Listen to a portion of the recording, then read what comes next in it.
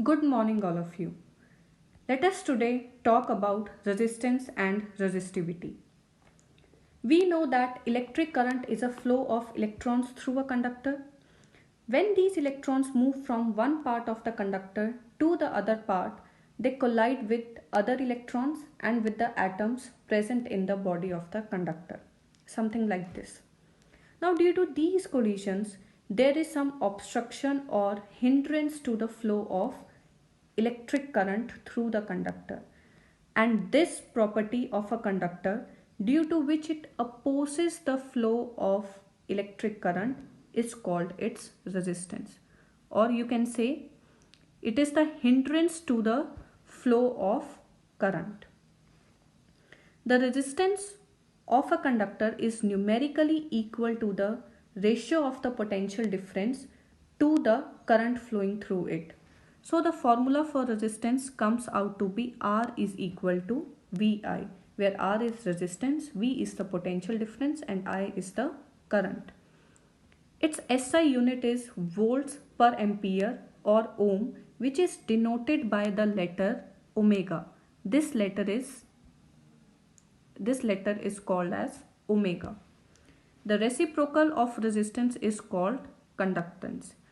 So from here in this figure you can see if there is high resistance there will be low current. And why there will be low current? Because of high resistance. High resistance means there will be more opposition to the flow of current. And whenever there will be low resistance we get high current.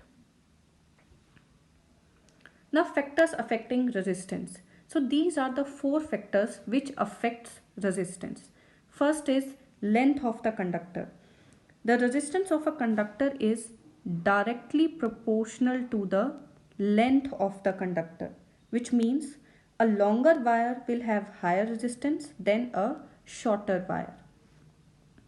Second is area of cross section. Area of cross section means thickness of that particular wire. So the resistance of a conductor is inversely proportional.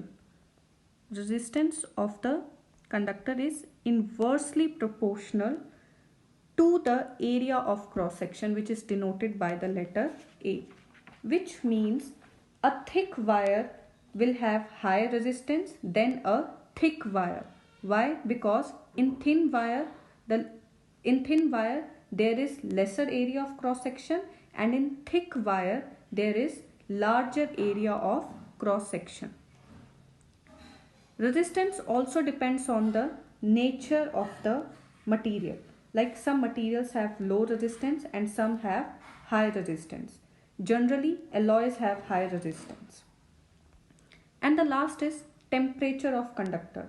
Resistance also depends on the temperature of the conductor, and resistance in case of pure metals increases with the rise of temperature. But in case of alloys, there is very slightly increase in the resistance with the rise in temperature. So these are the four factors on which the resistance depends. That is length of the conductor and it is directly proportional to it. Second is the area of cross section and it is inversely proportional to it, nature of the material and temperature of the conductor. Now we have just seen that resistance is directly proportional to the length of the conductor and it is also inversely proportional to the area of the cross section. When we combine these two equations, we get this equation. R is equal to rho, this letter is called rho, L by A. So where this rho is a constant and is called the resistivity of the material. So resistivity of substance is basically equal to the resistance of a rod of that substance which is 1 meter long and 1 square meter in the area of cross section. So the formula for resistivity is this: rho is equal to resistance into area of cross section upon length. Now the SI unit of resistivity is ohm meter. And how do we deduce we deduce it? The unit of resistance we know is ohm. So you can write ohm. The unit of area of cross section is meter square. So in place of area you write its SI unit, which is meter square, and the unit of length is meter. So meter. When we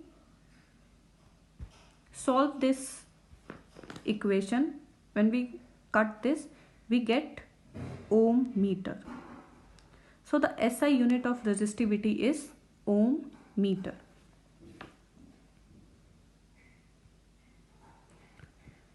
So we have seen that resistance depends on the nature of the material, and so does the resistivity.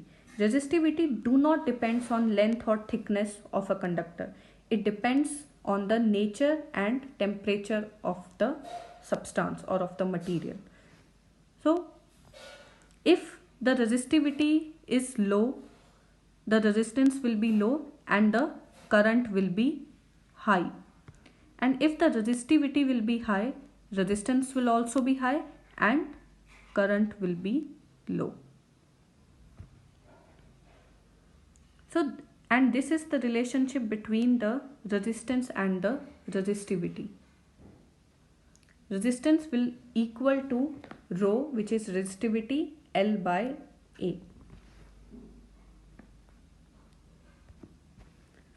So this is how resistance controls the flow of current inside a wire or inside a conductor. So I hope this is clear to you all, and we will continue with our chapter tomorrow.